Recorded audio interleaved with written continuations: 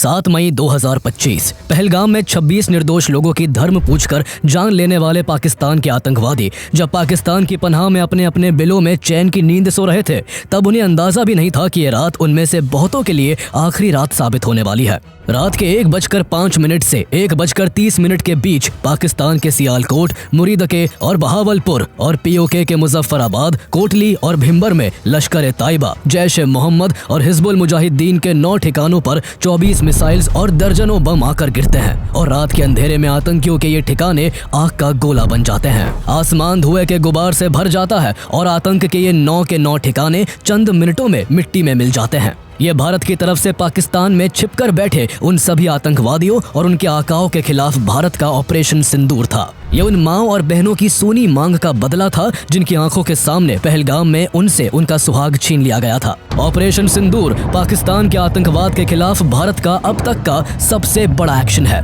पहली बार पाकिस्तान में international border से 100 किलोमीटर अंदर तक जाकर आतंकी ठिकानों को नेस्तानाबूद किया गया। ऑपरेशन सिंदूर में 100 से भी ज्यादा आतंकियों के चीथड़े उड़ गए, जिसमें जैश-ए-मोहम्मद के सरगना मसूद अजहर के 10 परिवार वाले और 4 सहयोगी मारे गए। मरने वालों में एक उसका भाई अब्दुल रौफ अजहर भी था, जो IC-814 हाईजैकिंग का मास्टरमाइंड था। ये वार इतना तगड़ा था कि भारत के सैकड़ों मासूम लोगों की बेवजह जान लेने वाला जैश का सरगना मौलाना मसूद अजहर भी फूट फूट कर कह बैठा, काश मैं भी इस हमले में मर जाता तो अच्छा था। आइए जानते हैं कि भारत ने पाकिस्तान के अंदर इतने बड़े ऑपरेशन को कैसे अंजाम दिया, इसकी प्लानिंग कैसे की गई और आतंकियों के ठिकानों के तबाह होने के बाद जब पाकिस्तान ने बौखलाकर भारत की सिविलियंस और मिलिट्री साइट्स को नुकसान पहुंचाने की नाकाम कोशिश की, तो कैसे इंडियन आर्म्ड फोर्सेस ने पाकिस्तान के 11 एयर बेसिस को तबाह करके पाकिस्तान को घुटने टेकने पर मजबूर कर दिया।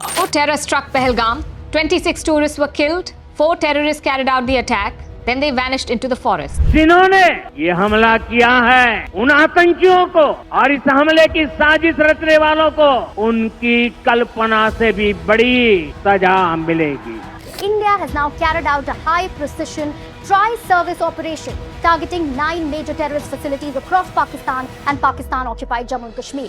Operation Sindoor was launched by Indian Armed Forces to deliver justice to the victims of Pahalgam terror attack. Pakistani drones hovered in the night sky, ready to wreak havoc. But the Indian Army swooped in swiftly, intercepting nearly 50 drones and assuring citizens that no attack on their motherland would succeed. The Indian Armed Forces targeted the air defense radars. The air defense system at Lahore has since been neutralized.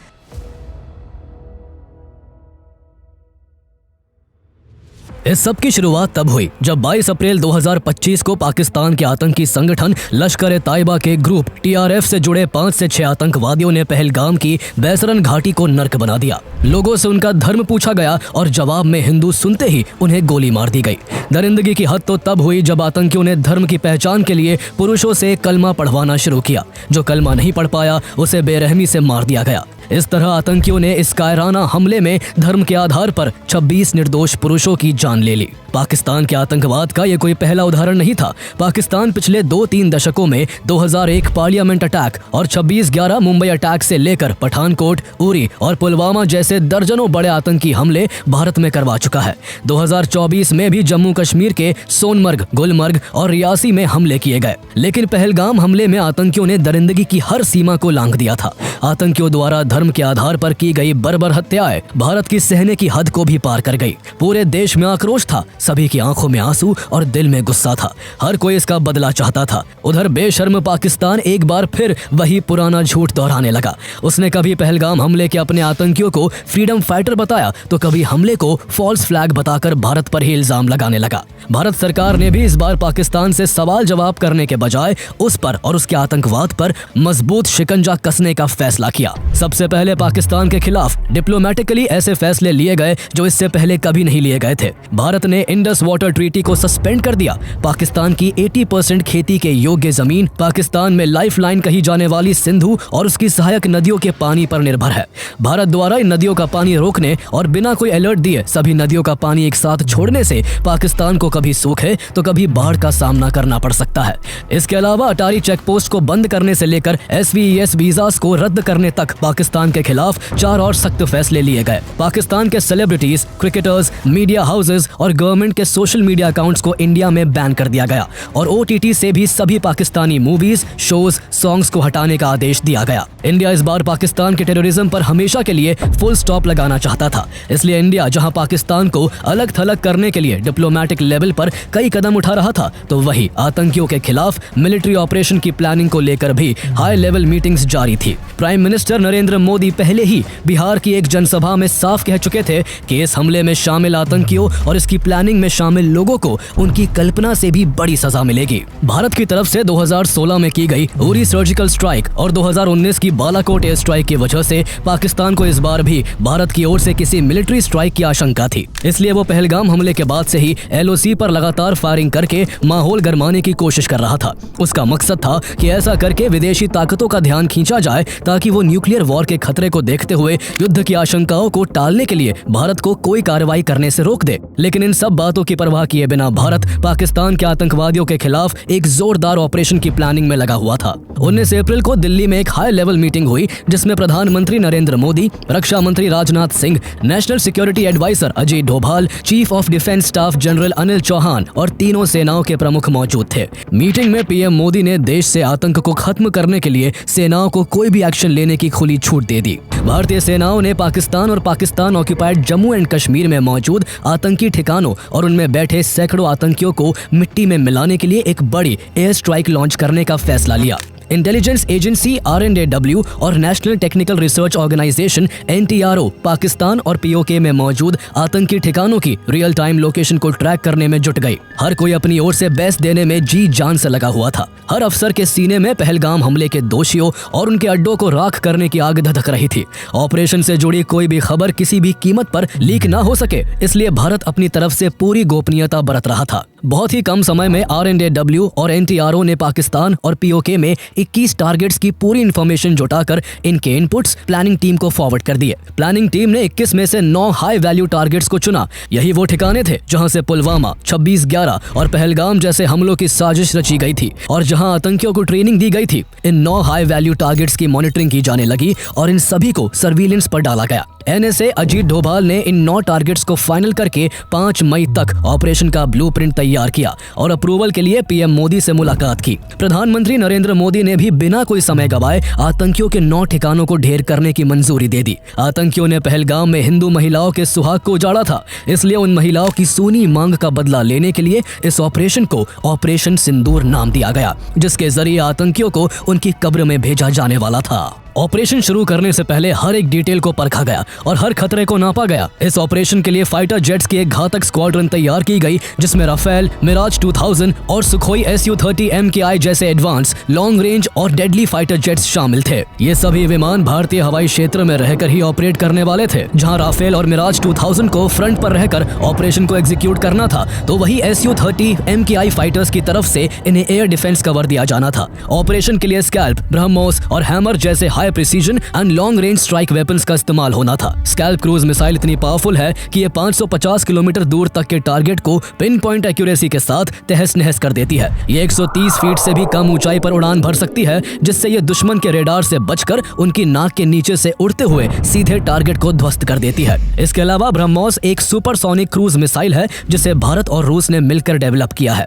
ये missile जमीन, समंदर और हवा हर जगह से दागी जा सकती है। इसकी स्पीड साउंड की रफ्तार से भी 3 गुना तेज होती है और ये 500 किलोमीटर से भी ज्यादा की रेंज के साथ अपने टारगेट को बेहद सटीकता से तबाह कर सकती है। वहीं फ्रेंच टेक्नोलॉजी वाला हैमर बम 250 से 1000 किलो तक का पेलोड लेकर बिना GPS सिग्नल के भी करीब 70 किलोमीटर दूर के टारगेट को पूरी तरह तबाह कर सकता है। इसके अलावा ऑपरेशन में स्पाइस 2000 बॉम्ब्स का भी इस्तेमाल होना था। साथ ही कामिकाजे ड्रोन्स भी इस ऑपरेशन में एक अहम भूमिका निभा रहे थे। मिशन से पहले ये ड्रोन्स दुश्मन की सीमा में घुसकर रियल टाइम सर्विलेंस कर रहे थे, जिससे ऑपरेशन टीम को तुरंत एक्यूरेट इनपुट्स मिल सके और ऑपरेशन को बिना किसी चूक के अंजाम दिया जा सके। इंडिया ने ऑपरेशन के लिए जिन 9 हाई वैल्यू टेररिस्ट टारगेट्स को चुना था, उनमें से 5 टारगेट्स POK में LOC से महज कुछ किलोमीटर की दूरी पर मौजूद थे, जबकि 4 टारगेट्स पाकिस्तान के भीतर इंटरनेशनल बॉर्डर से 6 किलोमीटर से लेकर 100 किलोमीटर भीतर तक मौजूद थे। भारत ने इंडियन एयरफोर्स के साथ साथ इंडियन आर्मी और इंडियन नेवी को भी स्टैंड बाय पर रखा था,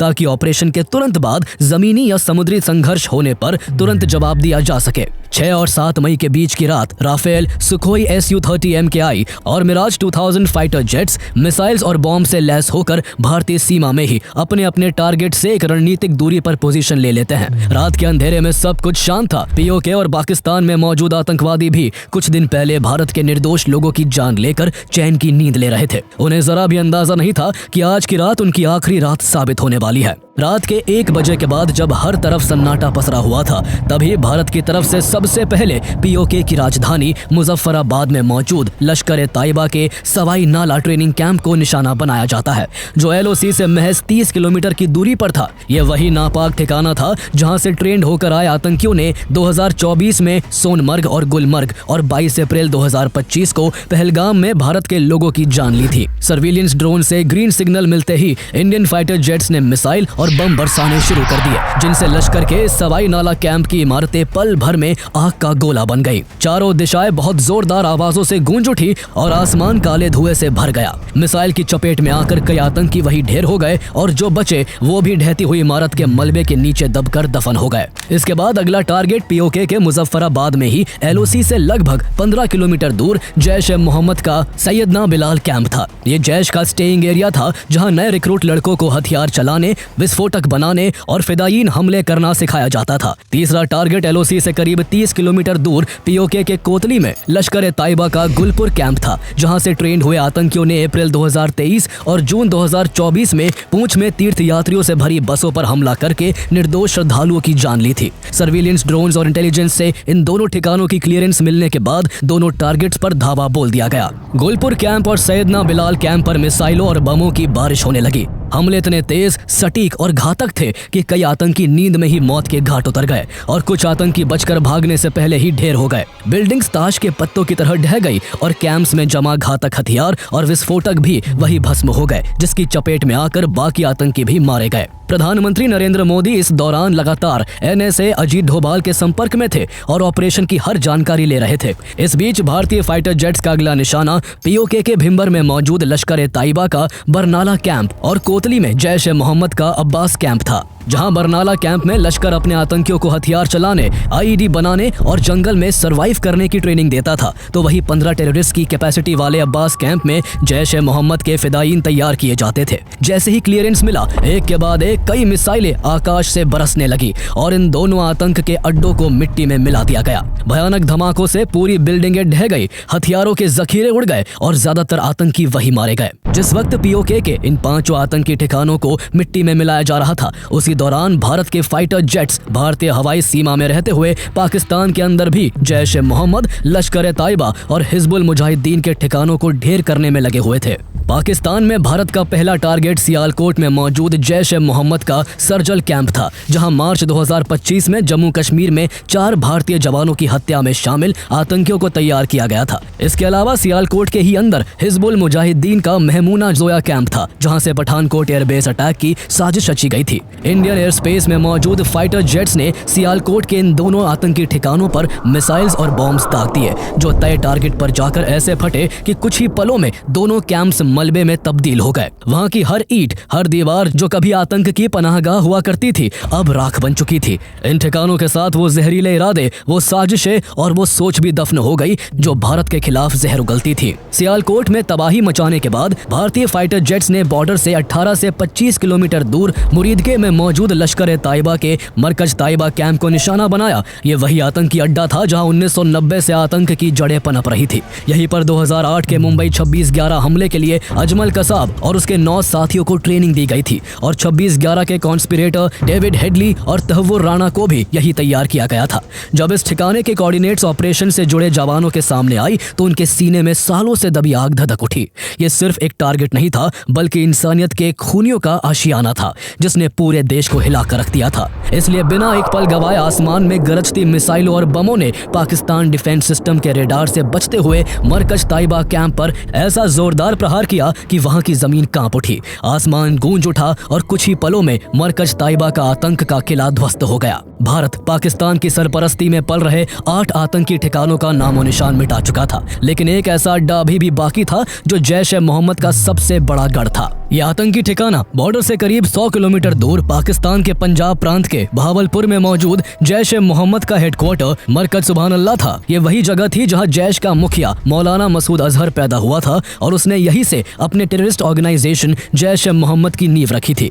इसी अड्डे से 2001 पार्लियामेंट अटैक, जम्मू कश्मीर के विधानसभा पर हमला, 2016 पठानकोट एयरबेस अटैक और 2019 में हुए पुलवामा हमले की साजिश रची गई थी। इन हमलों में मारे गए लोगों को सच्ची श्रद्धांजलि देने के लिए आतंक के इस अड्डे पर भारत की ओर से ब्रह्मोस मिसाइल को छोड़ा जाता है। कुछ ही मिनटों में जैश के हेडक्वार्टर की इमारतें मलबे में तब्दील हो गई और मौलाना मसूद अजहर के कई रिश्तेदार और टॉप कमांडर इस हमले में मारे गए। रात 1:05 पर शुरू हुए इस ऑपरेशन ने केवल 25 मिनट में आतंक के 9 ठिकानों को ढेर कर दिया, जिसमें 100 से भी ज्यादा आतंकी मारे गए। जहां इस ऑपरेशन में जैश के सरगना मसूद अजहर का भाई और इंडियन एयरलाइंस IC-814 की हाईजैकिंग का मास्टरमाइंड अब्दुल रऊफ अजहर मारा गया, तो वहीं उसके 2 ब्रदर इन लॉ और जैश के टॉप कमांडर मोहम्मद यूसुफ अजहर उर्फ उस्ताद जी और हफीज मोहम्मद जमील, ये दोनों भी मारे गए। इसके अलावा लश्कर के भी 2 बड़े कमांडर खालिद और मुदस्सर खादियान खास भी ढेर हो गए। भारत के इस ऑपरेशन सिंदूर से जैश के सरगना मसूद अजहर का इतना बुरा हाल था कि जब इस हमले में उसके 10 रिश्तेदार और 4 करीबी मारे गए तो उसे इतनी चोट पहुंची कि उसे ये कहना पड़ा कि काश इस हमले में मैं भी इन लोगों के साथ मारा जाता। खास बात ये थी कि भारत के इस ऑपरेशन से करीब 3 घंटे पहले पाकिस्तानी एयरफोर्स ने भारत का मजाक उड़ाने के लहजे में अपनी आवाम के लिए एक्स पर एक पोस्ट किया था, sleep tight because PAF is awake. इसके 3 घंटे बाद ही भारत ने पाकिस्तान के आतंकी ठिकानों को राख करके पाकिस्तान को सच में जगा दिया। ऑपरेशन सिंदूर की सफलता के कुछ घंटे बाद 7 मई की दोपहर भारत सरकार ने एक प्रेस कॉन्फ्रेंस की। मंच पर फॉरेन सेक्रेटरी विक्रम मिश्री, इंडियन एयरफोर्स की विंग कमांडर व्योमिका सिंह और इंडियन आर्मी की कर्नल सोफिया कुरैशी थी। ये कोई आम प्रेस कॉन्फ्रेंस नहीं थी, ये एक सिंबॉलिक जवाब था उन आतंकियों को जिन्होंने पहलगाम में पुरुषों को उनका धर्म पूछकर चुन चुन कर मारा था और उनकी पत्नियों, बहनों, माओ से कहा गया था कि जाकर अपनी सरकार को बता देना कि हमने क्या किया है। उसका जवाब देने के लिए ही कर्नल सोफिया और विंग कमांडर व्योमिका इस प्रेस कॉन्फ्रेंस में आई थी। एक मुस्लिम और एक हिंदू महिला कमांडर को साथ खड़ा करके भारत ने पाकिस्तानी सेना प्रमुख आसिम मुनीर की उस कट्टर सोच के मुंह पर तमाचा जड़ दिया था जो 2 नेशन थ्योरी के चलते हिंदुस्तान में कौमी बंटवारा चाहता है। कर्नल सोफिया और विंग कमांडर व्योमिका ने लाइव फुटेजेस के साथ बताया कि भारत ने ऑपरेशन सिंदूर के जरिए POK में 5 और पाकिस्तान में 4 आतंकवादी ठिकानों को निशाना बनाकर पूरी तरह नष्ट कर दिया है। प्रेस कॉन्फ्रेंस में यह भी साफ किया गया कि भारत ने केवल आतंकी ठिकानों को ढेर किया है और इस ऑपरेशन में किसी भी पाकिस्तानी मिलिट्री इंस्टॉलेशन को निशाना नहीं बनाया गया। लेकिन अगर फिर भी पाकिस्तान कोई जवाबी कार्रवाई करता है तो भारतीय सेनाएं उसको मुंह तोड़ जवाब देने के लिए तैयार है। ऑपरेशन के तुरंत बाद external affairs minister S Jaishankar और national security adviser Ajit Doval ने अमेरिका, ब्रिटेन, रूस, सऊदी अरब और UAE समेत कई देशों के अपने काउंटर पार्ट्स को ऑपरेशन सिंदूर की जानकारी दी और साफ कर दिया कि भारत का मकसद तनाव बढ़ाना नहीं है, लेकिन अगर पाकिस्तान कोई हरकत करता है तो अंजाम बहुत बुरा होगा। दुनिया के कई बड़े देशों ने भारत के इस ऑपरेशन को टेरर के खिलाफ एक जरूरी कार्रवाई बताया। सबसे खास बात यह थी कि भारत की ऑपोजिशन पार्टीज ने भी पहली बार ना कोई सबूत मांगा, ना कोई सवाल उठाया। सभी ने सेना की तारीफ की, सरकार को समर्थन दिया और आतंक के खिलाफ भारत की एकता की तस्वीर पेश की। पाकिस्तान के हुक्मरान भारत के ऑपरेशन सिंदूर से दंग थे। वो यही नहीं समझ पाए कि भारत ने इतने बड़े ऑपरेशन को इतनी सटीकता के साथ पाकिस्तान में घुसकर कैसे अंजाम दिया है। उसके 9 आतंकी अड्डे ध्वस्त हो चुके थे और उनके मलबे की तस्वीरें सोशल मीडिया पर वायरल थी। पाकिस्तान अब इस हमले को झुठला नहीं सकता था, लेकिन उसने खुद को विक्टिम दिखाने का वही पुराना ड्रामा फिर शुरू कर दिया। पाकिस्तान के इंफॉर्मेशन मिनिस्टर अताउल्लाह तरार ने एक foreign media channel sky news को इंटरव्यू दिया और कहा, पाकिस्तान तो मासूम देश है और यहाँ कोई आतंकी कैंप नहीं है, बल्कि हम खुद आतंकवाद के शिकार है। लेकिन न्यूज एंकर यल्दा हकीम ने उसी इंटरव्यू में उनकी पोल खोल कर रख दी। एंकर ने उन्हें पाकिस्तान के ही नेताओं के पुराने बयान याद दिलाए जब पूर्व राष्ट्रपति परवेज मुशर्रफ, पूर्व प्रधानमंत्री बेनजीर भुट्टो और मौजूदा मंत्री ख्वाजा आसिफ ने खुले मंचों पर स्वीकार किया था कि पाकिस्तान दशकों से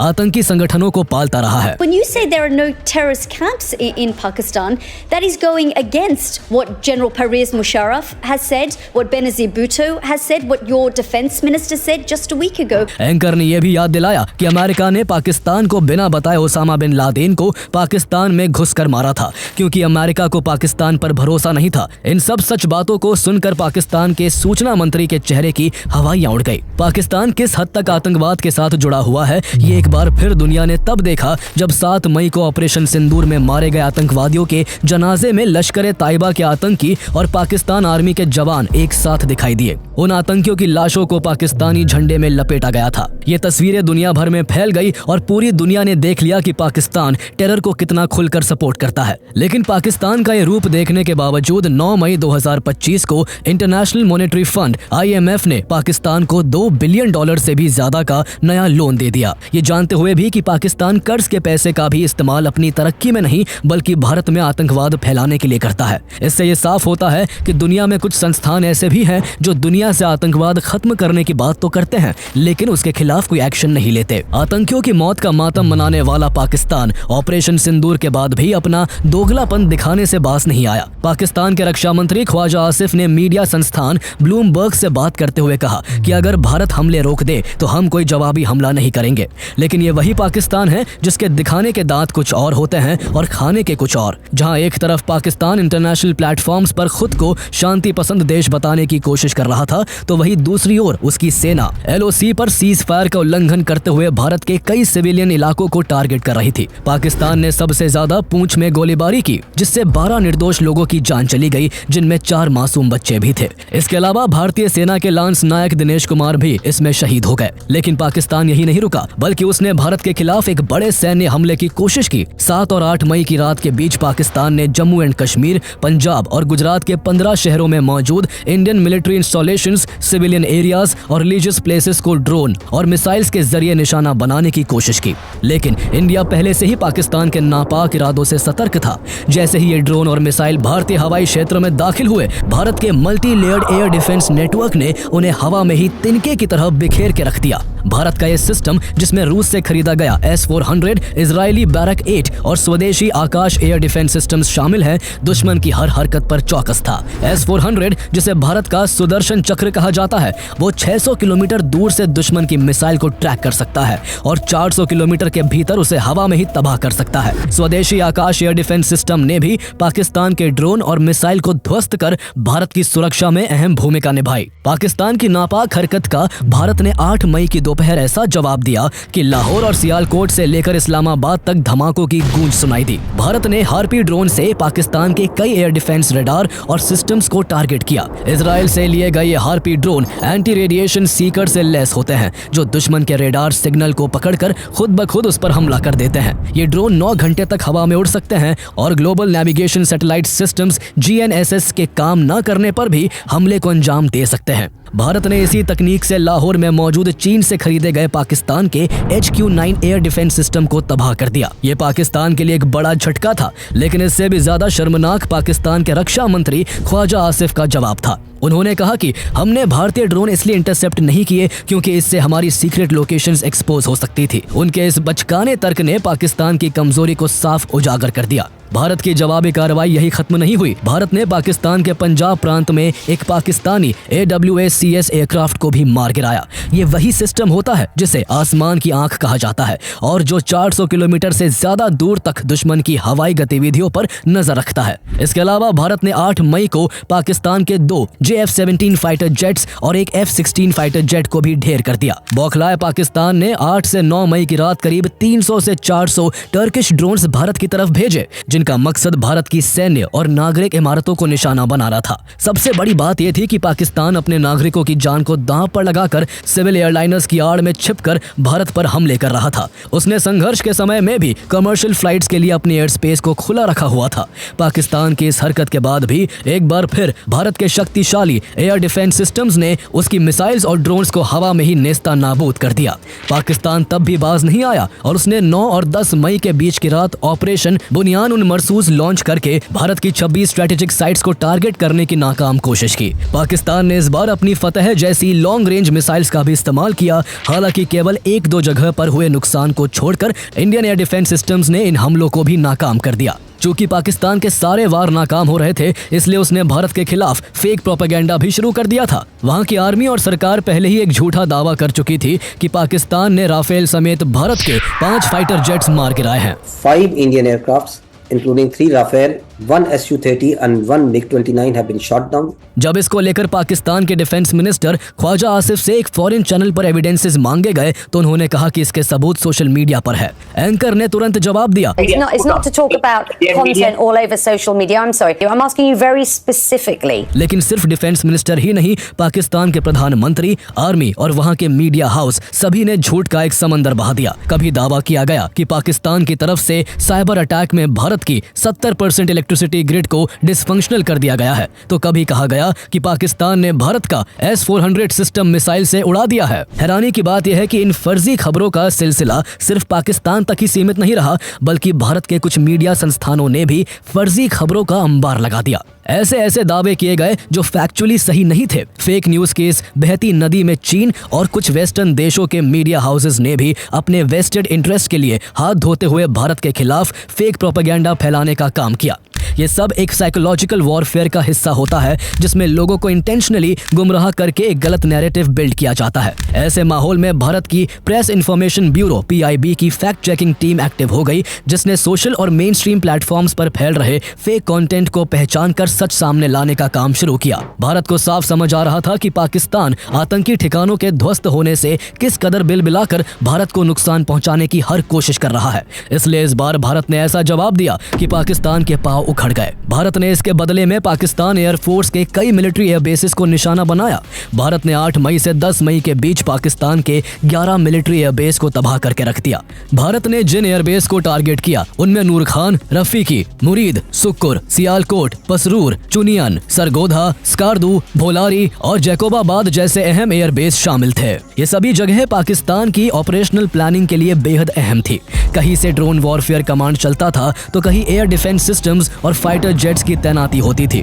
इनमें सबसे ज्यादा अहम रावलपिंडी में मौजूद नूर खान एयरबेस था, जो पाकिस्तान की एयर मोबिलिटी कमांड का नर्व सेंटर है, जहां से उनके सब एरियाई airborne warning systems, C-130 transport aircraft और IL-78 एयर टैंकर्स ऑपरेट किए जाते हैं। सबसे जरूरी बात यह है कि नूर खान एयरबेस पाकिस्तान के स्ट्रेटेजिक प्लान्स डिवीजन के हेडक्वार्टर्स के बेहद करीब मौजूद है और यही डिवीजन पाकिस्तान के करीब 170 न्यूक्लियर वेपन्स की देखरेख करता है। पाकिस्तान को सबसे बड़ा झटका भोलारी एयरबेस पर हुए हमले में लगा, जहां स्क्वाड्रन लीडर उस्मान यूसुफ समेत दर्जनों पाकिस्तानी जवान मारे गए और कई फाइटर जेट्स पूरी तरह तबाह हो गए। इंडियन एयरफोर्स ने कराची के पास मौजूद मिलिट्री साइट्स को भी टारगेट किया, जिसमें सबसे अहम हमला कराची के मलीर कैंट पर हुआ, जहां पाकिस्तान की एक surface to air missile site को प्रिसीजन स्ट्राइक के जरिए तबाह किया गया। भारत ने इस जवाबी कार्रवाई के लिए ब्रह्मोस क्रूज मिसाइल्स का इस्तेमाल किया था, जिसके जरिए भारत ने पाकिस्तान के एयरबेसिस को निशाना बनाकर पाकिस्तान की एयरफोर्स के करीब 20% इंफ्रास्ट्रक्चर तबाह कर दिया था।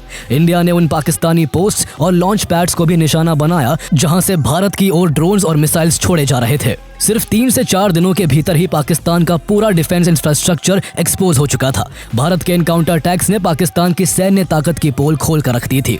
ऐसे में जहां माहौल फुल फ्लेज्ड वॉर की ओर बढ़ता नजर आ रहा था, तभी उसी मोड़ पर अपने डिफेंस इंफ्रास्ट्रक्चर को चरमराते देख पाकिस्तान को भारत से मिली अतीत की हारें याद आने लगी। दोनों देशों के बीच आखिरी जंग आज से करीब 26 साल पहले 1999 में लड़ी गई थी। कारगिल के लिए लड़ी गई ये लड़ाई पाकिस्तान के घुसपैठ के बाद शुरू हुई थी, जिसमें भारत की सेना ने करीब 2 महीने के भीतर पाकिस्तानी सेना को उल्टे पांव लौटने पर मजबूर कर दिया था। उससे पहले 1971 का युद्ध हुआ था, जिसमें पाकिस्तान को उसके इतिहास की सबसे शर्मनाक हार मिली थी।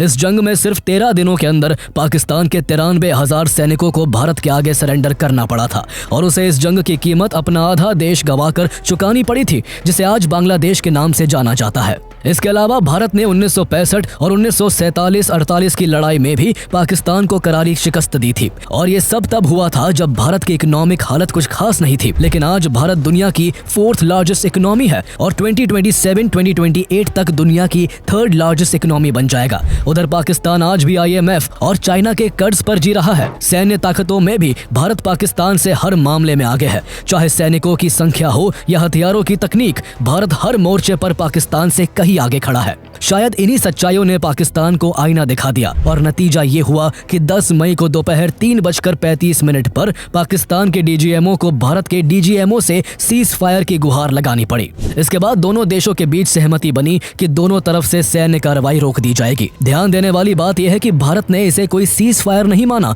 बल्कि जरूरी समय तक के लिए सैन्य कार्रवाई को केवल स्थगित किया। भारत ने इसके लिए पाकिस्तान के साथ एक शर्त भी रखी कि अगर भविष्य में पाकिस्तान की ओर से कोई आतंकी हमला होता है तो इसे सीधा एक्ट ऑफ वॉर माना जाएगा और उसका जवाब युद्ध स्तर पर दिया जाएगा। इसी के साथ दोनों देशों ने आधिकारिक रूप से सैन्य कार्रवाई के स्थगित होने की घोषणा कर दी। लेकिन भारत के इस फैसले से देश भर में कई सवाल खड़े हो गए। सबसे बड़ा सवाल यह था कि जब भारत इतनी मजबूत स्थिति में था तो फिर सीज फायर क्यों माना गया। इस सवाल का एक पहलू यह भी था कि क्या इसके बाद पाकिस्तान आतंकवादी गतिविधियां रोक देगा, जबकि पूरी दुनिया जानती है कि भारत के खिलाफ पाकिस्तान का सबसे बड़ा हथियार ही आतंकवाद है। सबसे चौंकाने वाली बात यह थी कि भारत और पाकिस्तान की घोषणा से पहले सीज फायर की घोषणा अमेरिका के राष्ट्रपति डोनाल्ड ट्रंप ने अपने social media handle truth social पर एक पोस्ट डालकर की थी। ट्रंप ने इस तरह दुनिया भर में भारत और पाकिस्तान के बीच तनाव कम करवाने का क्रेडिट लेने की कोशिश की। इसी को लेकर सवाल उठने लगे कि क्या भारत ने अमेरिकी दबाव में ये फैसला लिया है। ट्रंप ने बाद में ये भी कहा कि उन्होंने भारत और पाकिस्तान को ये धमकी देकर संघर्ष रोकने के लिए मनाया था कि अगर दोनों देशों ने बात नहीं मानी तो अमेरिका उनके साथ ट्रेड करना बंद कर देगा। हालांकि इस बीच इंडियन ऑफिशियल्स की तरफ से सफाई भी आई कि ये संघर्ष भारत और पाकिस्तान की आपसी बातचीत की वजह से रुका है और इसमें किसी भी तीसरे देश का हस्तक्षेप शामिल नहीं था। पाकिस्तान की ओर से सीज फायर की पहल करने के पीछे एक और बात सामने आई। भारत ने पाकिस्तान के एयरबेसेस को टारगेट करने के दौरान जब सरगोधा एयरबेस को टारगेट किया था, तब से किराना हिल्स को लेकर भी दुनिया भर में चर्चा होने लगी। सोशल मीडिया पर कई वीडियो, सैटेलाइट इमेजेस और मैप्स शेयर होने लगे जिनमें दावा किया गया कि पाकिस्तान के सरगोधा जिले में मौजूद किराना हिल्स पर भारत की तरफ से हमला किया गया था। किराना हिल्स को पाकिस्तान की मिनिस्ट्री ऑफ डिफेंस का एक संवेदनशील एरिया माना जाता है और ऐसा कहा जाता है कि इन पहाड़ियों के अंदर बनी रीइंफोर्स्ड केव्स में पाकिस्तानी सेना अपने न्यूक्लियर वॉरहेड्स को छुपा कर रखती है। किराना हिल्स पर हुए हमले के अनुमान से चर्चा भी तेज हो गई कि शायद भारत ने किराना हिल्स को निशाना बनाकर पाकिस्तान को एक साफ संकेत दे दिया था कि भारत के पास पाकिस्तान की हर हरकत की जानकारी है और भारत पाकिस्तान में कहीं भी स्ट्राइक करने की काबिलियत रखता है। बहुत मुमकिन है कि भारत की इसी आक्रामक जवाबी कार्रवाई से पाकिस्तान को अपने न्यूक्लियर वेपन्स के न्यूट्रलाइज होने का डर सताने लगा और वो इस संघर्ष को रोकने के लिए विदेशी ताकतों से मदद की गुहार लगाने लगा। हालांकि बाद में इस बारे में जब एयर मार्शल ए.के. भारती से एक प्रेस ब्रीफ के दौरान पूछा गया तो उन्होंने मुस्कुराते हुए एक मिस्टीरियस अंदाज में कहा, Thank you for telling us that Kirana Hill houses some nuclear installation. We did not know about it. And we've not hit Kirana Hill. Cease fire के बाद सभी को उम्मीद थी कि पाकिस्तान जो कई दिनों से भारत की तरफ मिसाइल और ड्रोन्स छोड़ रहा था वो हमले बंद हो जाएंगे। लेकिन इतिहास गवाह है कि पाकिस्तान अपनी जुबान का कभी पक्का नहीं रहा और उसने हर बार झूठ और षड्यंत्र का सहारा लिया है।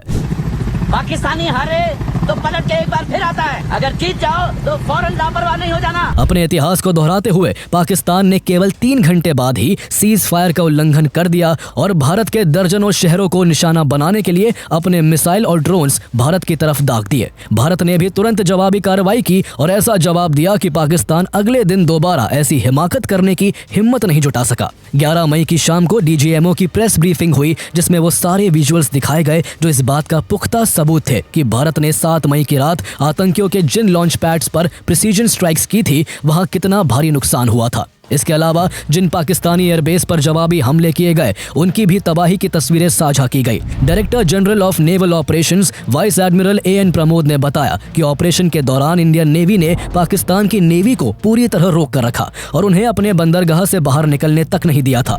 उन्होंने 2 टूक शब्दों में कहा कि अब अगर पाकिस्तान ने दोबारा हमला करने की हिमाकत की तो उन्हें पता है कि हम उनका क्या अंजाम करेंगे। 12 मई को रात 8 बजे प्रधानमंत्री नरेंद्र मोदी ने भी ऑपरेशन सिंदूर को लेकर देश को संबोधित किया। उन्होंने पहलगाम आतंकी हमले का जिक्र करते हुए कहा, हमारी बहनों का सिंदूर उजाड़ा था, इसलिए भारत ने आतंक के ये हेडक्वार्टर्स उजाड़ दिए।